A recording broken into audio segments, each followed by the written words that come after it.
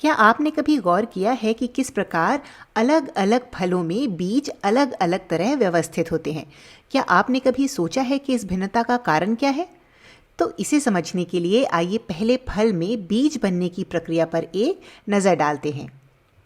हम जानते हैं कि फूल के जायांग यानी गाइनीसियम में एक अंडाशय होता है जिसमें यह बीजांड यानी ओव्यूल्स होते हैं और इन बीजांडों में अंडाणु होते हैं। तो यह पीला भाग हमारा अंडाशय यानी ओवरी है और यह काला भाग हमारे बीजांड है।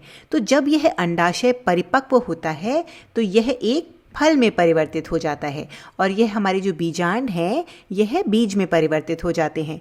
अब यह बीजांड अंडाशय के भीतर एक क्रम में व्यवस्थित रहते हैं और इस क्रम या व्यवस्था को कहते हैं बीजान्यास या प्लेसेंटेशन। जब बीजांड बीज में परिवर्तित होते हैं तो बीजान्यास समान रहता है, इसलिए भिन्न भिन्न फलों में बीज भिन्न भिन्न क्रम में व्यवस्थित रहते हैं। तो अब इसे बीजान्यास क्यों कहते हैं? इसके लिए हम अपने अंडाशय की संरचना को पास से देखते हैं। तो यहाँ यह अंदर का भाग अंडाशय है और यह हमारे बीजांड है। आप यहाँ यह संरचना देख सकते हैं जिससे यह बीजांड जुड़े हुए हैं और इस संरचना को कहते हैं बीजांड आसन या प्लेसेंटा। चूंकि यह बीजांड अंडाशय से इसी बीजांड आसन या प्लेसेंटा के द्वारा जुड़े होते हैं, इसलिए इनके व्यवस्थित होने के क्रम को बीजांड न्यास या प्लेसेंटेशन कहते हैं। चलिए अब विभिन्न प्रकार के पौधों में पाए जाने वाले बीजांड न्यासों के विभिन्न प्रकारों के बारे में और जानते हैं।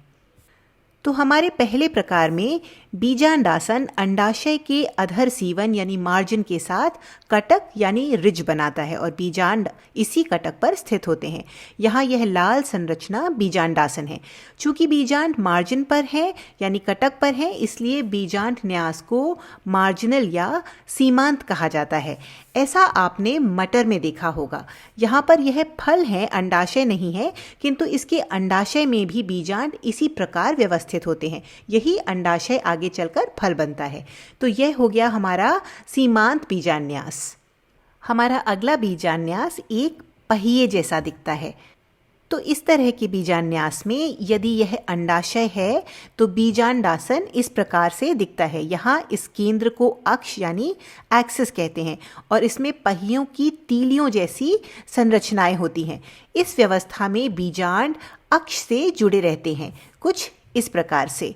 तो यहाँ आप अंडाशय को ऊपर से देख रहे हैं। यदि आप अंडाशय को सामने या किनारे से या पीछे से देखेंगे तो यह अक्ष बेलन के आकार का दिखाई देगा। चूंकि बीजांड इस अक्ष से या इस एक्सिस से जुड़े हुए होते हैं, इसलिए इस प्रकार के बीजान्यास को कहते हैं एक्साइल या स्तंभीय बीजान्यास। हमारा अगला बीजान्यास कुछ कुछ स्तंभीय बीजान्यास के जैसा ही होता है, बस इसमें यह तीली जैसी संरचनाएं नहीं होती। यह कुछ ऐसा दिखाई देता है।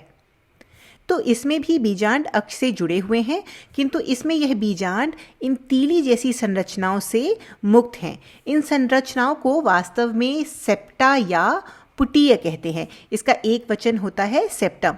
तो इस तरह के बीजान्यास में केवल अक्ष होता है, पुटीय या सेप्टा नहीं होते। इसमें बीजांड पुटीय से मुक्त होते हैं और कहीं भी हो सकते हैं, बस उनका अक्ष से जुड़ा रहना अनिवार्य है।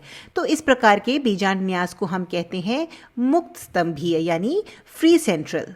अगले बीजान्यास में हमारे बीजांड केंद्र में स्थित होने के बजाय परिधि पर स्थित होते हैं यानी अंडाशय की भित्ति से जुड़े होते हैं।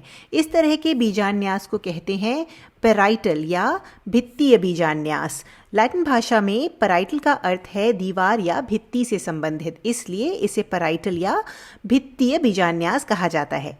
चलिए अब चलते हैं अपने अंतिम बीजान्यास की ओर, जिसे हम ऊपर से नहीं देख रहे हैं। यहाँ पर हम इन तीनों बीजान्यासों को ऊपर से देख रहे थे, लेकिन इसे हम सीमांत बीजान्यास की तरह सामने या किनारे से देखेंगे। तो इस बीजान्यास में अंडाशय के आधार पर केवल एक बीजांड होता है और इस प्रकार के बीजान्यास को कहते हैं बेसल या आधारी बीजान्यास। तो इस वीडियो में हमने बीजान्यास के 5 मुख्य प्रकारों के बारे में समझा। सीमांत या मार्जिनल बीजान्यास, जिसमें बीजांड अंडाशय की मार्जिन से जुड़े होते हैं। एक्साइल या स्तंभीय, जिसमें बीजांड अक्ष से जुड़े होते हैं और इसमें पहिए की तीलियों के समान संरचनाएं होती हैं, जिसे हम पुटीय या सेप्टा कहते हैं। उसके बाद हमने फ्री सेंट्रल या मुक्त स्तंभीय बीजान्यास को देखा, जिसमें बीजांड स्तंभीय बीजान्यास की तरह अक्ष से जुड़े होते हैं, लेकिन यह कहीं भी होने के लिए मुक्त होते हैं। यह पुटीय या सेप्टा द्वारा बंधे हुए नहीं होते हैं।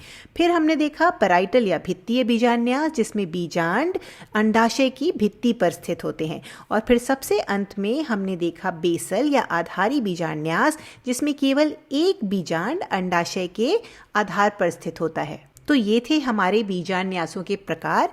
आशा करते हैं कि इस वीडियो से आपको बीजान्यासों के प्रकारों को समझने में सहायता मिली होगी।